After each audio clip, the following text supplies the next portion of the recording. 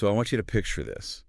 A 3-year-old girl is standing in the dust of a really tiny mining town. This is in the Elqui Valley of Chile. Right. And she is watching her father walk away. He's literally leaving the house, leaving the family, and she will never, ever see him again. Such a powerful image. Yeah, it really is. Now, I want you to hold that image in your mind and, jump geographically.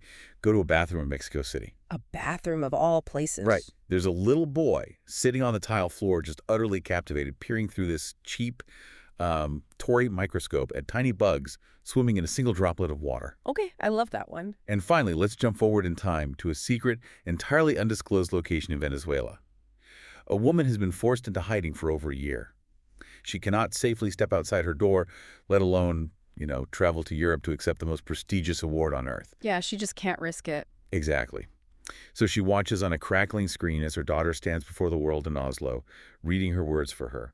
It's just, it's 3 completely different lives, right? 3 entirely different eras, professions, circumstances. And yet, if you look closely, there is this profound, almost invisible thread pulling them all together. Spot on. And welcome to today's deep dive. We are so thrilled you're here with us. Today, we're digging into a really brilliant, comprehensive new body of research. It's all in Spanish, called Nobel Latinoamericano. Genio, Lucha y Contradicción. Which is such a fitting title. Right. And it looks at the 19 Latin American Nobel laureates spanning almost a century. We're talking 1936 to 2025. But, and this is important, we aren't just here to recite a list of biographies. No, that would be incredibly dry. Exactly. The mission of this deep dive is to extract the core thesis of this source material. And it makes this incredibly bold claim that for these 19 individuals, their world-changing genius wasn't born in comfort. It was, born from profound, often devastating wounds. It's a highly compelling thesis. And to really do this justice, we need a roadmap. We aren't going to just walk down a chronological timeline, ticking off dates and names like some high school history textbook. Thank goodness. Right. Instead, we're grouping these incredible minds by how they reshaped reality. We'll look at how they weaponized literature, how they physically inserted themselves into the gears of war to forge peace, and how they pushed the absolute boundaries of science. Which is the part that surprised me the most, honestly. Oh, the science part is wild. And crucially, we will be analyzing why this specific region of the world produces such unique, resilient, and often just rebellious forms of genius. Okay, let's unpack this. And we're starting at the very beginning. We're looking at the pioneers of the word, the writers who used literature not just as art, but as a literal mechanism for survival. Yeah, writing to live. Exactly. And that brings us back to that little girl in the Chilean mining town. Her real name was Lucila Godoy Alcayaga, but the world would come to know her as Gabriela Mistral. In 1945, she became the very first Latin American to win a Nobel Prize. And if we connect this to the bigger picture, her starting point makes that achievement almost incomprehensible. Let's talk about where she came from. Please do. Monte Grande, Chile, in the late 19th century, it wasn't just poor, it was intensely isolated. The kind of rural poverty where just finding food takes up all your daylight hours. Wow. Yeah, and as you mentioned in the hook, her father, who was a rural teacher and sort of a wandering troubadour type, abandoned the family when she was just 3 years old. Which is just heartbreaking. It really is. And historians point out that this early absence marked every single verse she would write for the rest of her life. She was left with a mother in fragile health and an older sister who essentially had to raise her. And what blows my mind is that she didn't have access to fancy boarding schools. She didn't have elite literary circles in Santiago to lean on. Not at all. She's practically self-taught. She learned how to read and write and then how to dream by just devouring books from a library that a local journalist friend happened to let her borrow from. She had no formal higher education to speak of. Which makes her Nobel just insane to think about. Right. But the tragedy of abandonment didn't stop with her father. When she was 17, she fell in love with a railway worker named Romelio Ireda, and in 1909, after this awful scandal involving stolen money, he committed suicide. Which is just, it's unimaginable grief. But that grief became the real catalyst for her breakthrough as an artist. She didn't just mourn. She took that raw, agonizing emotional wreckage and channeled it into a collection called The Sonnets of Death. Such an intense title. Yeah, and she published it in 1914. It was the work that basically launched her to national and then international fame. She essentially wrote her way out of despair. And it was right around this time she adopted the pseudonym that made her immortal.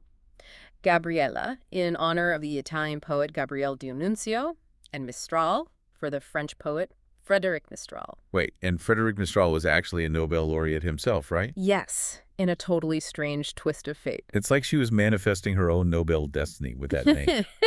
That is wild. But even with all that fame, her life was anything but settled.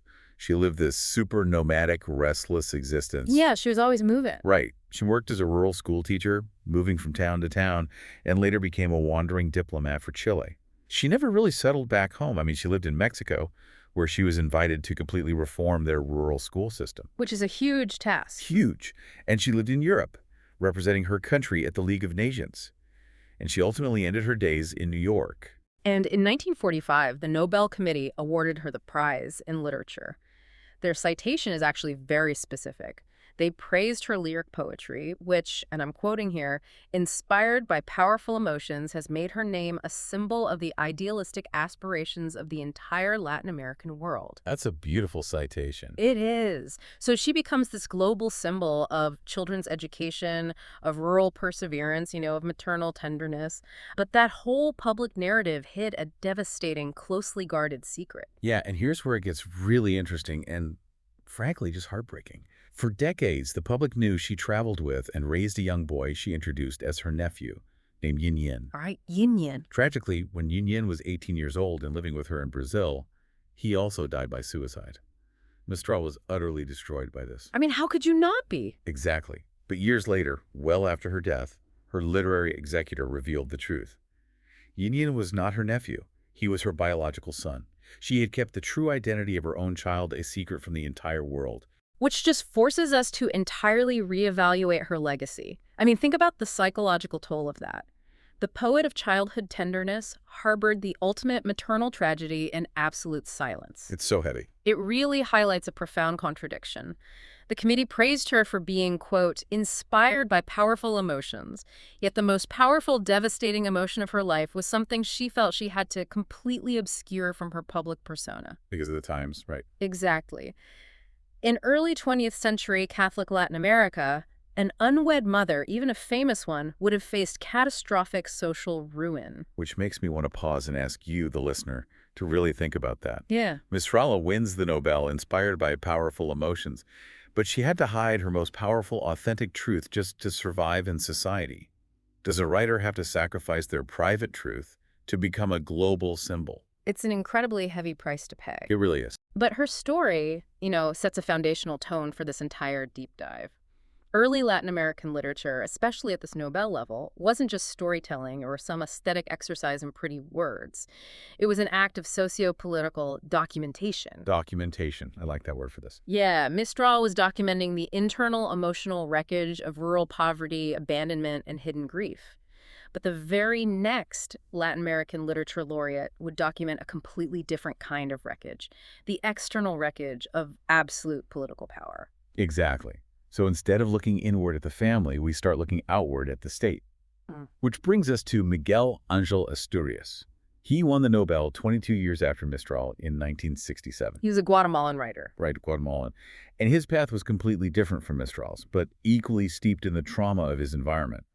He actually studied law in Guatemala, and back in 1923, he wrote a thesis on the social problem of the Indian. Which was incredibly radical for the time. Unbelievably radical. Now, in the 1920s, long before anyone in the mainstream political elite was talking about indigenous rights, Asturias was pointing out that the systemic oppression of the Mayan people was the foundational flaw of the nation. He was an absolute visionary in that regard. I mean, he recognized that you couldn't understand Guatemala without understanding its indigenous roots, which had obviously been violently suppressed since colonization. Right. He later traveled to Paris, ostensibly to study economics.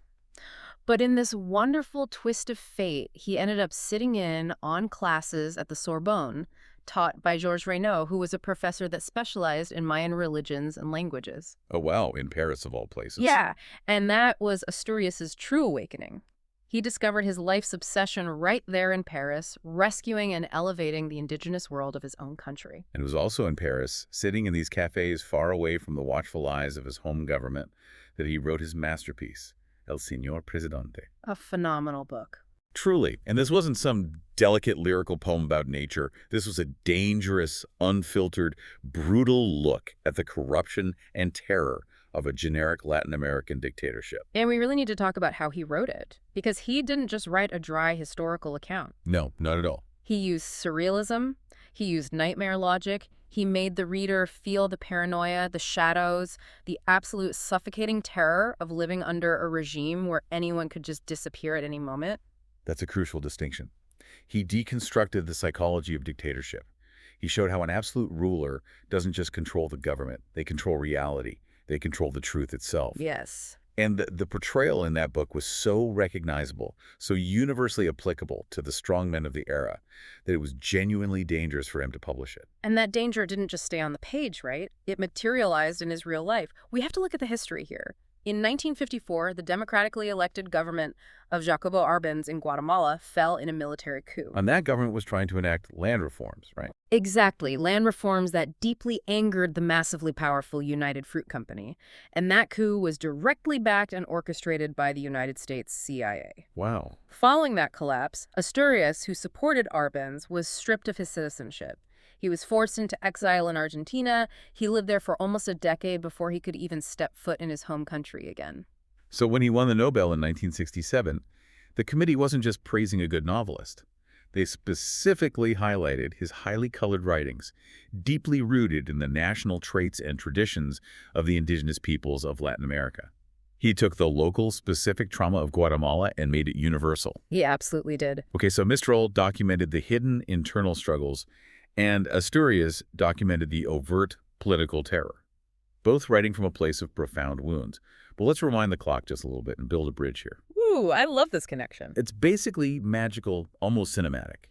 While Mistral was working as a rural school director in a really cold, rainy southern town called Temuco, she mentored a shy, awkward young boy. She lent him books.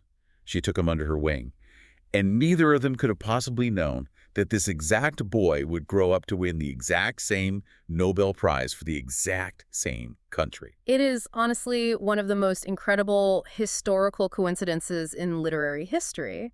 That young boy, of course, was Pablo Neruda. The legend. And that brings us to the next phase of our deep dive. The writers who didn't just document their countries, but became the literal voice of an entire continent, and how they weaponized their massive fame. Neruda is a giant. He is just the titan of Latin American poetry. He published 20 love poems and a song of despair when he was only 20 years old. 20! It's absurd. Just think about that. At 20, an age when most people are just trying to figure out how to do their laundry, he wrote a book that is still today one of the best-selling books in Spanish in the entire world. It's crazy. It's the book that taught generations of Latin Americans how to fall in love and how to get their hearts broken. But, you know, the love poetry, as famous as it is only a fraction of his story. If he had only written love poems, he likely wouldn't be on this list. Really? Yeah, the turning point for Neruda, the moment that transformed him from a romantic, somewhat bohemian poet into a massive political force, happened when he was serving as a Chilean consul in Spain during the 1930s. Right before everything fell apart. Exactly. He was there right when the Spanish Civil War erupted. And the defining trauma of his life was the assassination of his close friend, the brilliant Spanish poet Federico Garcia Lorca. Oh, man. Lorca was murdered by fascist nationalist forces, and that single event completely radicalized Neruda. The trauma of war and the senseless, brutal murder of a friend just changed everything about how he saw the world. He couldn't just write about the moon and the sea anymore. No, he couldn't. And how his poetry changed is fascinating. He wrote a book called Spain in Our Hearts, and he famously said that the blood in the streets was simply blood in the streets. He couldn't dress it up in beautiful metaphors anymore. He had to be direct. He stripped it all down. Exactly. He returned to Chile and didn't just write about politics from the sidelines. He entered the arena. He became a communist senator. And that's where his fame became a massive double-edged sword. When he started using his huge platform to defend striking miners, to denounce state repression, and to criticize the president of Chile, a man he had actually helped elect, by the way, the government turned on him violently. They turned on their most famous poet. They did. The president outlawed the Communist Party and issued an arrest warrant for Neruda. The most famous poet in the country, a sitting senator, had to go into hiding inside his own country. For 2 whole years, he moved from safe house to safe house, hidden by ordinary people. miners, farmers, sailors, who just loved his poetry. It's like a spy thriller. It really is. Imagine the tension. The celebrated voice of a nation, confined to basements and back rooms, writing his epic canto general, while the secret police are knocking on doors down the street. And it culminated in one of the most dramatic escapes in literary history. He finally fled by crossing the freezing Andes Mountains on horseback into Argentina. He literally rode through the snow, past glaciers, out of his country just to survive. He was smuggled out like contraband. It's wild. And when he finally won the Nobel in 1971, the committee said his poetry, with the action of an elemental force, brings alive a continent's destiny and dreams. An elemental force, that's perfect. He survived the mountains, he won the Nobel, he became an ambassador to France. But, his story ends in profound tragedy. Yeah, it does. He died in September 1973, just 12 days after General Augusto Pinochet's brutal military coup overthrew his close friend, the democratically elected socialist president Salvador Allende. And the circumstances of Neruda's death still generate massive debate today, right? Officially, he died of prostate cancer. But for decades, his family and supporters have argued he was poisoned by Pinochet's agents while he was in the clinic. Because Neruda would have been the most powerful voice of opposition in exile. Exactly. Forensic investigations are literally still happening today to figure out the truth. What's fascinating here is how Neruda utilized his platform. He turned his poetic fame into a tool for political survival and ultimately a form of martyrdom. His life, his physical body, and his art became completely indistinguishable from the violent political destiny of Latin America. It's all completely intertwined. Right, which serves as a perfect bridge to the man who perhaps most famously explained that violent, surreal reality to the rest of the world. Oh, absolutely. We have to talk about Gabriel Garcia Marquez. The call from Stockholm came on October 21st, 1982. He was living in Mexico at the time. Okay. And when he traveled to Sweden a month and a half later to accept the prize, he made a visual statement that people still talk about today. The protocol for the Nobel ceremony dictates a very strict, very rigid tuxedo dress code. You wear the European formal wear, the tails, the bow tie. Very prim and proper. Very. But Garcia Marquez refused. He showed up to the ceremony wearing a pristine white liqui-liqui. I love this detail so much. Right. And for context, for you listening, the liqui-liqui is the traditional formal dress of the Colombian, Caribbean, and Venezuela. It's a simple, elegant suit, usually made of linen or cotton, with a high, stiff collar. It looks so cool. It really does. That visual choice is so incredibly powerful. It was a direct refusal to assimilate into a European mold of intellectualism. As historians note, it was a small aesthetic gesture with an enormous geopolitical message. He was stating visually that he did not need to dress up as a European to be taken seriously by Europe. He was bringing the Caribbean to Stockholm on his own terms. Exactly. I love that. I will not dress up as a European to be taken seriously by Europe. It's such a boss move. And his acceptance speech was just as defiant. He titled it, "The Solitude of Latin America." A masterpiece of a speech. Truly. And he didn't use the biggest platform in the world to talk about abstract literary theory or like the structure of the novel. He used his time to talk about military coups. He talked about the thousands of disappeared people. He talked about the crushing systemic poverty that was ignored by the First World. And we have to talk about why he won it, to understand why the speech matters. He won the prize for his novels and short stories, obviously most notably 100 Years of Solitude. Right. The committee described it as a place where, quote, the fantastic and the realistic are combined in a richly composed world of imagination. We are, of course, talking about magic realism. The famous magic realism. Right. But this raises an important question about how that genre is perceived globally. In the West, readers often view magic realism as quaint, exotic fantasy. Ghosts walking through the house, people living for centuries, yellow butterflies swarming a town, raining flowers. Yeah, it's often treated like fairy tales for adults. Exactly. We tend to see it as highly imaginative, whimsical fiction. But in that Nobel speech, Garcia Marquez completely reframed it. It's almost like trying to take a photograph of a Category 5 hurricane using a standard delicate portrait lens. It doesn't work. Yeah. It doesn't capture the scale, the chaos, or the destruction. That's a great analogy. Thanks. Garcia Marquez essentially told the world that he needed a totally different lens, magic realism, to capture the reality of what was actually happening. When the reality of your continent involves dictators throwing political dissidents out of airplanes, or entire villages being massacred and then systematically erased from the official history books. You can't just write normal realism. Exactly. The traditional, polite European realist novel simply doesn't have the tools to document it. Precisely. He argued that the everyday reality of Latin America was outsized, disproportionate, and unbelievable to the European mind. Magic realism wasn't an escape from reality, it was an amplification of it. It was necessary. It was the only aesthetic vehicle capable of carrying the weight of that history. The theater in Stockholm reportedly erupted in applause for several minutes after his speech.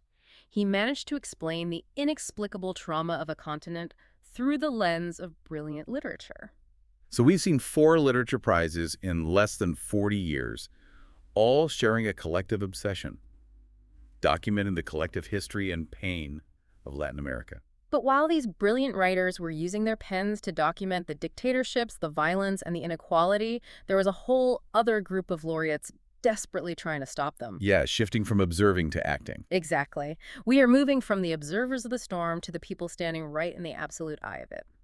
Let's shift gears and talk about the peacekeepers. And this brings us to a really startling statistic from the research.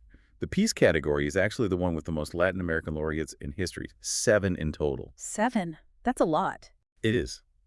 But what is truly unsettling, and what ties into our theme of greatness born from wounds, is the pattern they share. Almost all of them received this award in the middle of a raging conflict, a brutal dictatorship, or an act of genocide. Right. They weren't getting a Lifetime Achievement Award, a gold watch at the end of a long, peaceful, successful career of diplomacy. Right, here's your plaque. Thanks for playing. No, they were getting a massive global spotlight while the bullets were literally still flying and their own lives were in imminent danger. Though, to be fair to history, the very first Latin American Nobel ever, even before Gabriela Mistral, was a peace prize that happened in a slightly more traditional diplomatic context, between wars. Right, in 1936. Yeah, the Argentine diplomat Carlos Saavedra Lamas won for mediating the end of the Chaco War. It's an important historical marker to establish. The Chaco War was fought between Bolivia and Paraguay over control of the northern part of the Gran Chaco region, which was falsely thought to be rich in oil. It is one of the bloodiest, most grueling, and honestly most forgotten conflicts of 20th century South America. Tens of thousands of men died in incredibly harsh, arid conditions. Saavedra Lamas authored the South American Anti-War Pact and led the peace process. It proves that Latin America was attempting complex, multilateral peace diplomacy long before the rest of the world, specifically Europe, was paying attention. But the nature of the Peace Prize and who it was awarded to shifted dramatically in the decades that followed. Which brings us to what I think is the most brutal, visceral story of this entire deep dive. Adolfo Pérez Esquivel. Oh, this story is intense. It really is. He wasn't a diplomat in a tailored suit. He was an Argentine sculptor, an architect, and an art professor. In 1977, during the absolute height of the Argentine military dictatorship's dirty war, he went down to the Central Federal Police headquarters simply to renew his passport. Just a completely normal errand. And he was detained. No trial, no due process, no phone call. He was just swallowed up by the state. He was kept in clandestine captivity and brutally tortured for 14 months. And during that captivity, he experienced the absolute darkest mechanism of state terror. He was put on a military plane that flew for 2 hours over the Rio de la Plata and the Atlantic Ocean. Oh my gosh. This was one of the infamous death flights.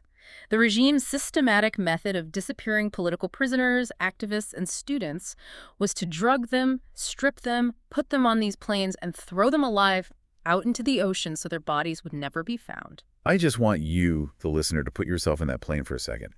Imagine this sheer, suffocating terror.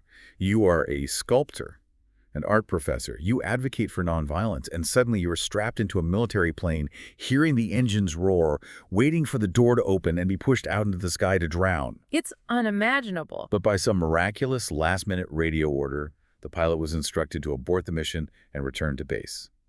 Pérez Esquivel's life was spared by an absolute hair. And the broader context of his eventual release is chilling. He was let go just 2 days before the final match of the 1978 World Cup. Oh, right, the World Cup. The military dictatorship was hosting the World Cup in Argentina, using it as a massive, multi-million-dollar global propaganda tool. They were projecting an image of normalcy, joy, and national celebration to the entire world, while simultaneously running secret torture centers, sometimes literally blocks away from the stadiums, and disappearing thousands of their own citizens. It's just sickeningly surreal to think about people cheering for goals while people are being tortured down the street. Exactly. 2 years later, in 1980, Pérez Esquivel won the Nobel Peace Prize for being a source of inspiration for repressed peoples. And what did he do with it? He donated all the prize money to charity and continued marching alongside the mothers of the Plaza de Mayo, the women demanding answers about their disappeared children for years. Which raises a critical point about the function of the Nobel Peace Prize in modern history. When they awarded it to Pérez Esquivel in 1980, the military dictatorship was still very much in power. Right, it wasn't over. No, this prize, in cases like this, acts as a geopolitical shield. By putting the brightest global spotlight possible on a dissident, the Nobel Committee makes it significantly harder for a regime to quietly assassinate them without facing massive international economic and diplomatic fallout. Okay, wait, let me push back on that a little bit. Does that actually work? Or does putting a massive spotlight on a dissident just anger a dictatorship and put a bigger target on their back? I mean, are they just passive observers, or are they actively trying to intervene in regional politics? It's a very fair question, and it's a massive risk. But historically, the evidence strongly suggests the Nobel Committee is actively intervening. They are gambling that the prestige of the institution is powerful enough to protect the vulnerable. They are daring the regime to touch a Nobel laureate. There's quite the gamble. It is. And we see another form of intervention, a more structural one, with the Mexican laureate, Alfonso Garcia Robles. He's relatively unknown outside of Mexico, but his work literally shaped the geopolitical map of the hemisphere. They called him Mr. Disarmament. After the 1962 Cuban Missile Crisis, when the entire globe was quite literally holding its breath, waiting for the U.S. and the Soviets to launch nukes and trigger global annihilation, Garcia Robles went to work. He really did. He spent years tirelessly negotiating the Treaty of Tlatelolco, which was finally signed in 1967. And let me tell you how important this is. This treaty made Latin America and the Caribbean the very first highly populated region on the entire planet to be declared a nuclear weapon-free zone. He won the Nobel in 1982, sharing it with Alva Myrdal of Sweden. It's a remarkable achievement in preventative peace. Think about the mechanics of that. He didn't stop a shooting war that was already happening. He created a legal and diplomatic architecture that ensured a nuclear war could never start in his hemisphere. He literally firewalled the continent. He cordoned off half the globe from the Cold War's ultimate weapon. But then, a few years later, the Nobel Committee stepped right back into the middle of a blazing active fire. In 1987, Central America was burning. Right. Nicaragua was completely torn apart by a brutal civil war between the left-wing Sandinista government and the right-wing Contras, who were funded and backed by the United States CIA. Yeah. El Salvador and Guatemala were also in the middle of horrifying, bloody internal conflicts. It was a proxy war sandbox for the Cold War superpowers that threatened to entirely destabilize the region. And the man who stepped up to stop it was Oscar Arias Sanchez, the sitting president of Costa Rica. He didn't wait for Washington or Moscow to solve it. He drafted his own peace plan, completely distinct from what the outside powers were pushing. Wow, just taking it into his own hands. And he managed to corral all 5 Central American presidents to sign it in Guatemala City in August 1987. And here's the crazy part about his Nobel win. His name wasn't even among the favorites that year. He was competing against 62 other high-profile candidacies. But he won. And you really have to look at the context of his home country to understand why he was the one to do it. Costa Rica is completely unique in the region because they famously abolished their entire standing army in 1948. Which is still wild to think about, no army. None. In his Nobel acceptance speech, Arias summarized this worldview beautifully. He said, "My country is a country of teachers, therefore it is a country of peace. We closed our military camps, and our children go to school with books under their arms, not with rifles on their shoulders." It's a stunning vision, and it gave him the moral authority to negotiate peace. He wasn't a threat, he was an arbiter. But, as you can imagine, intervening in ongoing conflicts means the Nobel Committee doesn't always get a clean, universally celebrated narrative. No, definitely not. Sometimes they step right into the middle of massive, incredibly thorny public controversies. Which brings us to the next section of our deep dive. And this brings us to a part of the history where the Nobel Committee steps right into deeply polarized politics. And I want to be super clear here. Our goal today isn't to take a side, debate the right or left, or pass any moral judgment on these figures. Right, absolutely not. We are strictly analyzing the historical events and the source text provided, taking absolutely no political sides regarding left-wing or right-wing figures. We're just here to look at exactly how these incredible controversies unfolded on the world stage based on the historical record. Because the reality of peace and truth in real time is incredibly messy. It really is. And the first example of this delicate balance is Rigoberta Menchú. In 1992, precisely on the 500th anniversary of Christopher Columbus's arrival in the Americas, a date obviously loaded with immense historical trauma, committee awarded the prize to Menchú, a Maya Quiché woman from Guatemala. Okay. She was a survivor of the state-sponsored genocide against indigenous peoples during the Guatemalan Civil War, and she was recognized for her tireless fight for social justice and ethnocultural reconciliation. It was a deeply symbolic award on a highly symbolic anniversary, elevating the voice of the marginalized. It was. But there's an uncomfortable part of this story that sparked a massive academic firestorm. Oh, the book controversy. Right. In 1983, Menchú had released a famous dictated autobiography, I, Rigoberta Menchú, which brought global attention to the atrocities in Guatemala. But in 1998, a U.S. anthropologist named David Stoll published a heavily researched investigation. And what did he find? He went to Guatemala, interviewed locals, and questioned specific details of her autobiographical account. He claimed that while the army's atrocities were absolutely real, Menchú had altered or fabricated certain details of her own personal presence at specific events to make the narrative more compelling. This didn't just cause a small academic ripple. It sparked a massive international debate about the nature of truth itself. Oh, it was huge. Stoll's critique forced anthropologists, historians, and literary critics to ask incredibly difficult questions. To what extent can a personal story be reconstructed or synthesized for the purpose of political denunciation? Right. If you are trying to tell the broader truth of a systemic genocide that is being ignored by the world, does every single autobiographical detail need to be perfectly, literally accurate to your own individual physical experience? Or are you acting as a vessel, a composite voice, for the collective memory and trauma of your entire people? Exactly. It's a profound debate that is still actively cited in anthropology and Latin American studies courses today.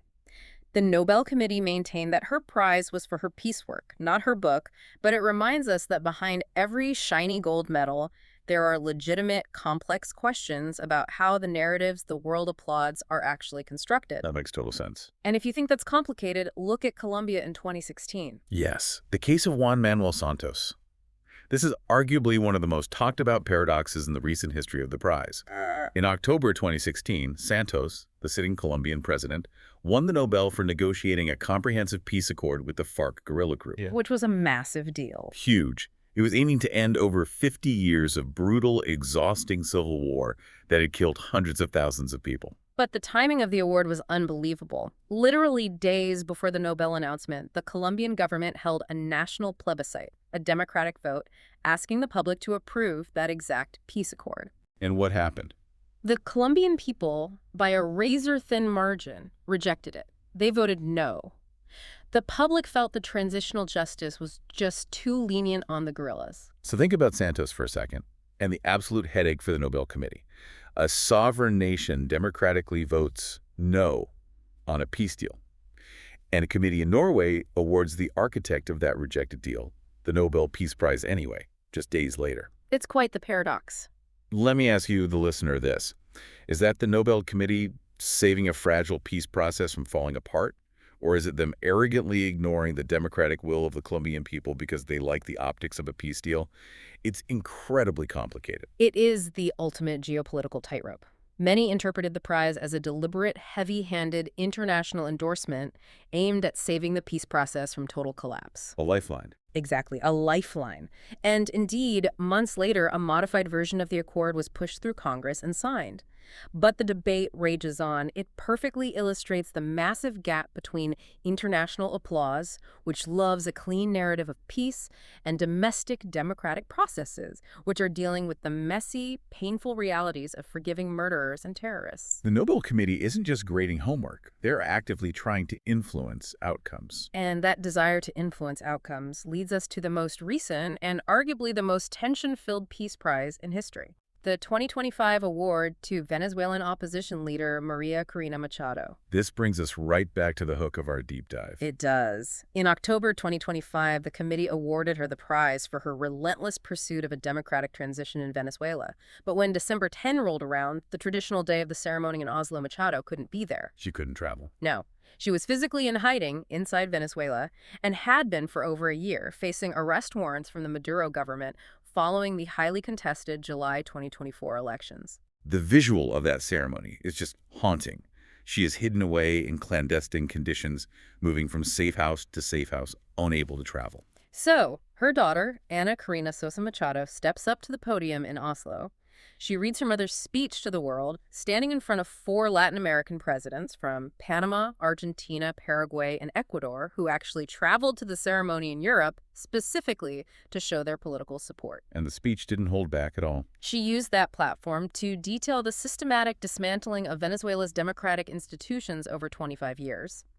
She talked about the staggering humanitarian crisis with over 8 million migrants displaced from their homes, scattering across the hemisphere. 8 million. Yeah, and she used the Nobel megaphone to explicitly defend the July 2024 election, stating unequivocally that the opposition candidate, Edmundo Gonzalez, won with 67% of the vote based on physical tallies collected by citizens. The Nobel Committee essentially handed Machado the world's highest stakes megaphone, knowing full well she would use it from hiding to directly challenge the political structures of her country. Yes. It wasn't a prize for a completed piece. It was a prize meant to force a change. The speech ended with a phrase that immediately went viral across social media. Venezuela will breathe again. It's a breathtaking, incredibly aggressive use of the award by the committee. From Menchu to Santos to Machado, we see that peace is never a clean, settled document neatly signed in a parlor. It's messy, it's bitterly contested, and it's always being fought for in real time, often at the cost of the laureate's safety. Okay, I'm taking a breath here. We've covered the soaring heights of literature and the brutal, muddy realities of war and peace. But what about the people fighting silent wars? The silent wars. Yeah, the ones tucked away in laboratories, staring at petri dishes. It's time to talk about the unsung heroes of the laboratory. This is a section that truly surprises people, even those who consider themselves very well read. When we think of Latin American Nobels, we instantly default to Garcia Marquez or Neruda. We think of poets and politicians. Guilty as charged. Right. But the region has produced staggering, world-altering scientific breakthroughs. And here's a striking fact. Argentina alone has 3 Nobel Prizes in the hard sciences. That's more than any other Latin American country. Wow, 3? Yet, outside of specialized academic circles, they are largely completely unknown. Let's change that right now. We start in 1947 with Bernardo Houssay. He was a physiologist who became the absolute first Latin American to win a scientific Nobel.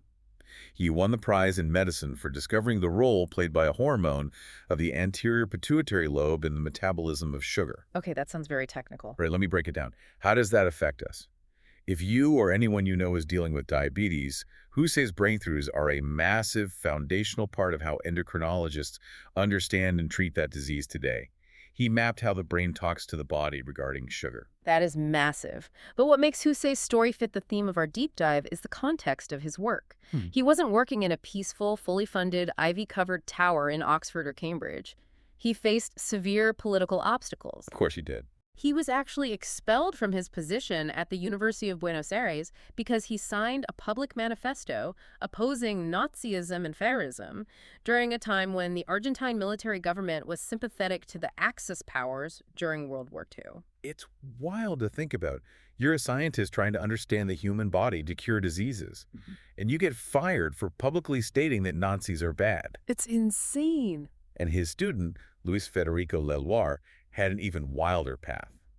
Leloir's life has all the ingredients of a great, slightly chaotic dinner party anecdote. Oh, I love Leloir's story. First off, he was born in Paris by total accident because his parents had traveled there so his father could have a specific heart surgery, but he grew up in Buenos Aires. And get this, he was a terrible student. Really? He actually failed his university anatomy exam 4 separate times before finally passing and graduating as a doctor. It's incredibly reassuring for any struggling science students out there. 4 times. Right. Keep trying. Yeah. Leloir became Houssay's disciple at the Institute. And when Houssay was expelled by the military government in 1943, Leloir's research was disrupted, and he eventually spent time working in the United States before returning to Argentina. And what did he come back to? When he returned, he was working at a privately funded institute with incredibly limited, almost archaic laboratory equipment. They were literally making do with whatever they could scrape together. Despite that massive handicap, he discovered sugar nucleotides. Now, what does that mean? Think of the human body like a massive, complex factory that needs to break down different types of fuel to keep the lights on. Okay, factory analogy. I'm with you. Leloir discovered the specific molecular gears, the enzymes, that the factory uses to convert one type of sugar into energy. This is incredibly vital for understanding diseases like galactosemia. Galactosemia. Yeah. It's a rare genetic disorder where a baby is born missing one of those specific gears. If they drink milk, their body can't break down the simple sugar galactose, and it builds up to toxic, lethal levels in their system. Because of Leloir mapping those gears, we now know to test for this and simply alter the infant's diet, saving their life. He literally saved lives with that. He won the Nobel Prize in Chemistry in 1970 for that exact work. But my absolute favorite detail about Leloir is his absolute humility.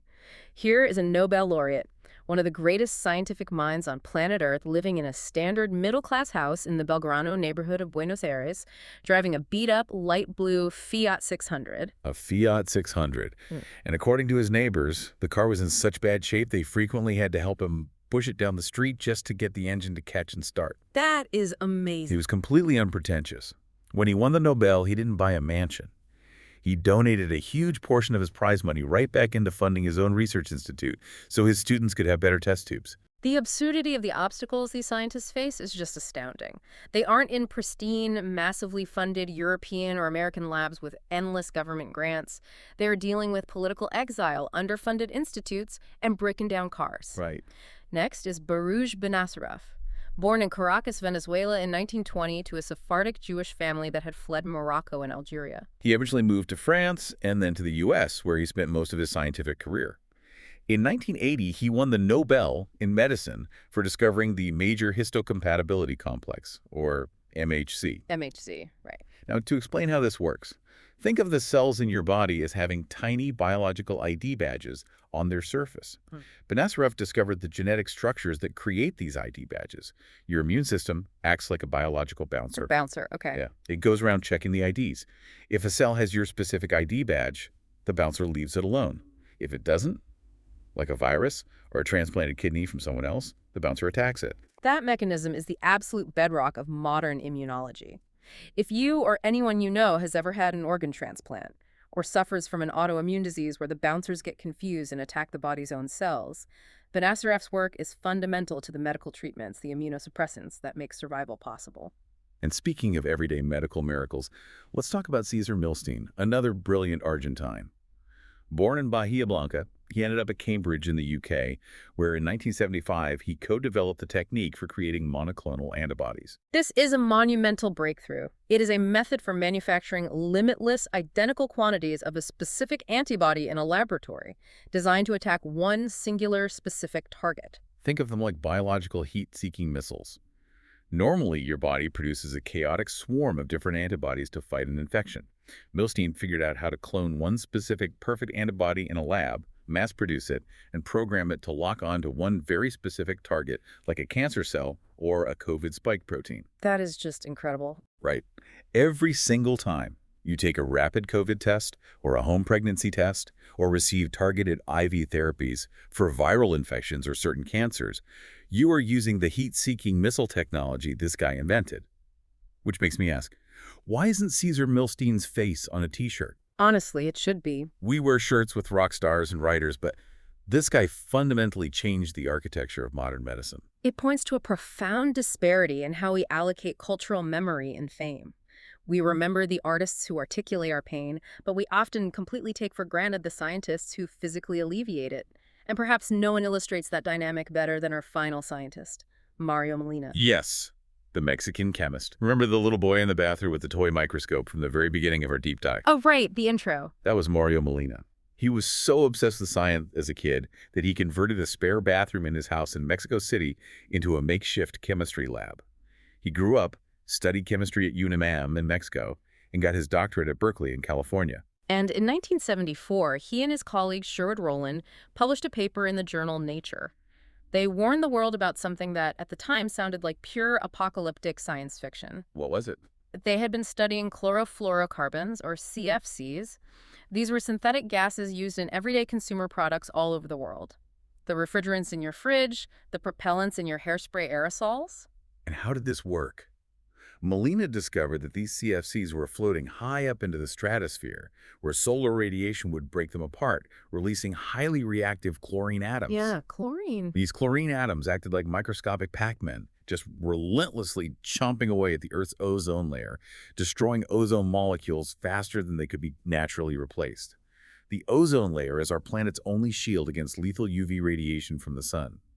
Without it, life on the surface literally burns. And did everyone immediately thank him, hand him a medal, and change their ways? I'm gonna guess no. Of course not.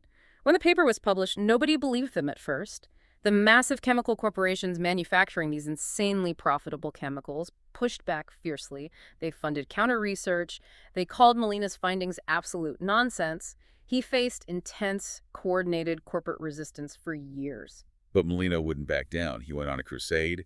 He testified before Congress. He went on television. He simplified the chemistry so the public could understand the danger. And eventually, the scientific evidence, like a massive literal hole opening up in the ozone layer over Antarctica, became undeniable.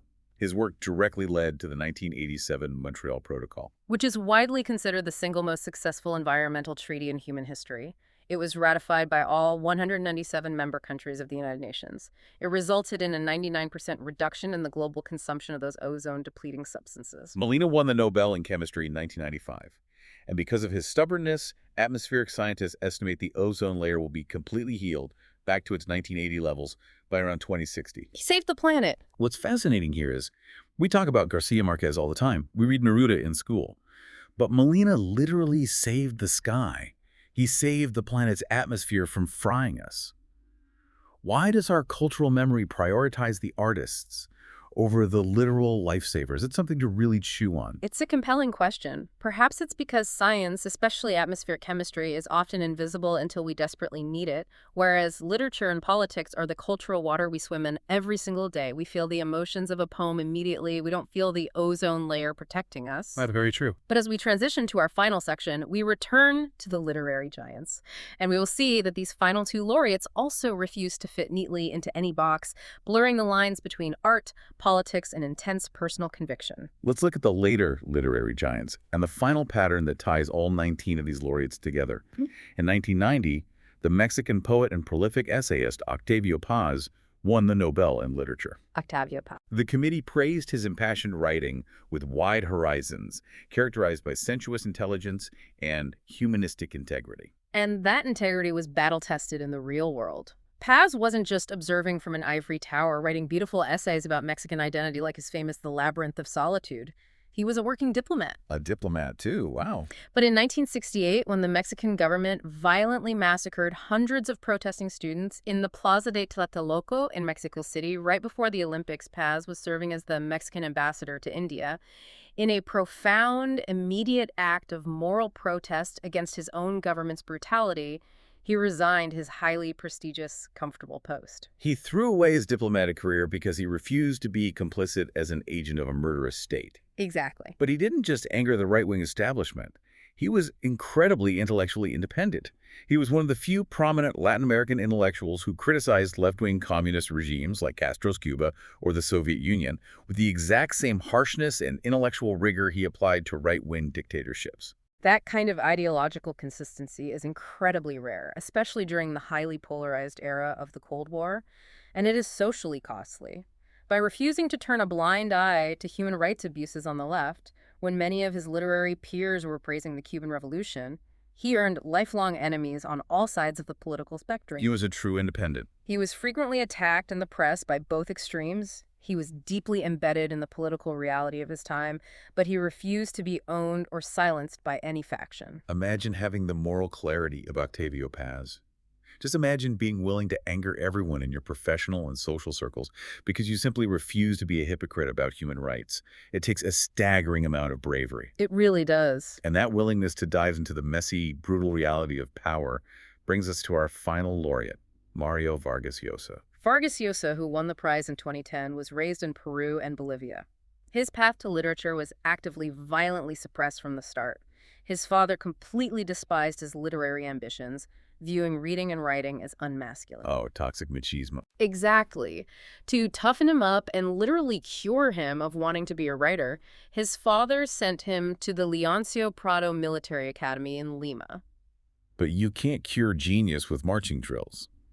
Vargas Llosa just took that traumatic, brutal experience of military school, where he witnessed intense bullying and toxic machismo, and turned it into his breakthrough novel, The Time of the Hero, or La Ciudad y los Perros in Spanish. Such a powerful book. And it was so fiercely critical, so brutally honest about the corruption and violence of the military culture, that officers from that very same school publicly burned 1,000 copies of his book in the Academy's courtyard.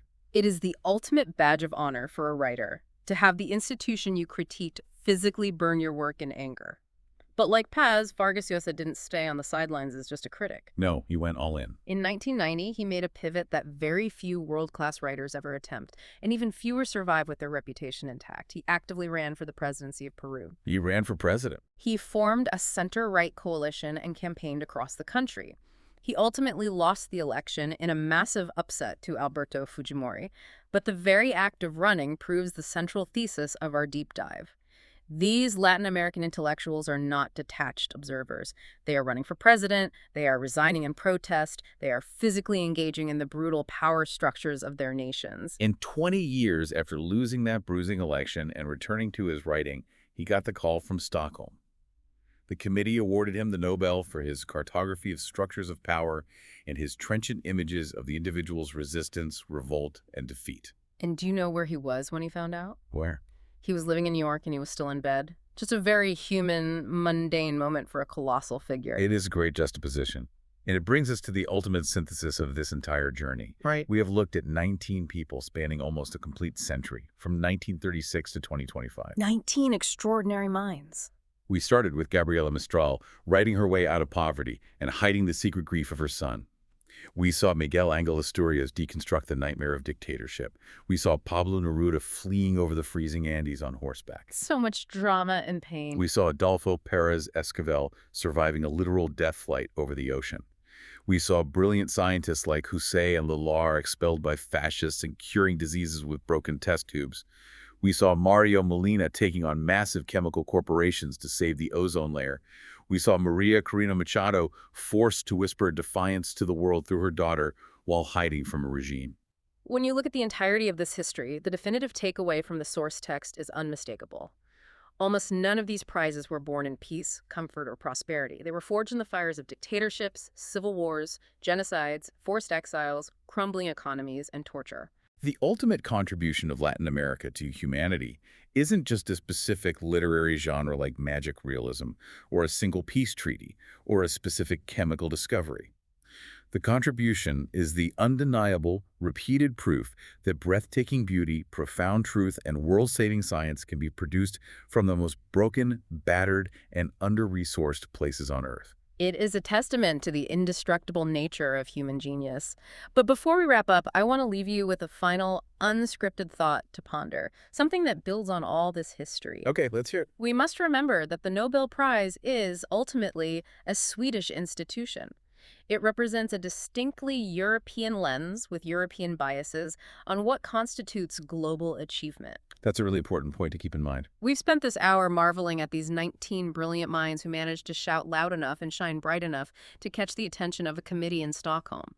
But it begs a haunting, melancholy question. What's that? If these are the geniuses who managed to break through the massive filters of exile, crushing poverty, language barriers, and deadly dictatorships to be heard across the Atlantic, how many brilliant Latin American minds has the world lost?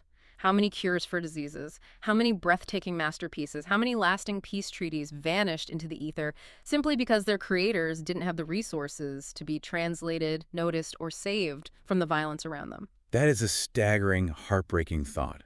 The 19 we have are a miracle, but they are also a reminder of the countless others who remain in the shadows of history. Exactly. Well, thank you so much for taking this deep dive with us today. We've covered a century of trauma, triumph, and absolute genius. I encourage you to think about which of these 19 stories surprised you the most. Was it the poet hiding a son, the sculptor falling from the sky, or the little boy in the bathroom who saved the ozone layer? Keep those stories with you. Until next time.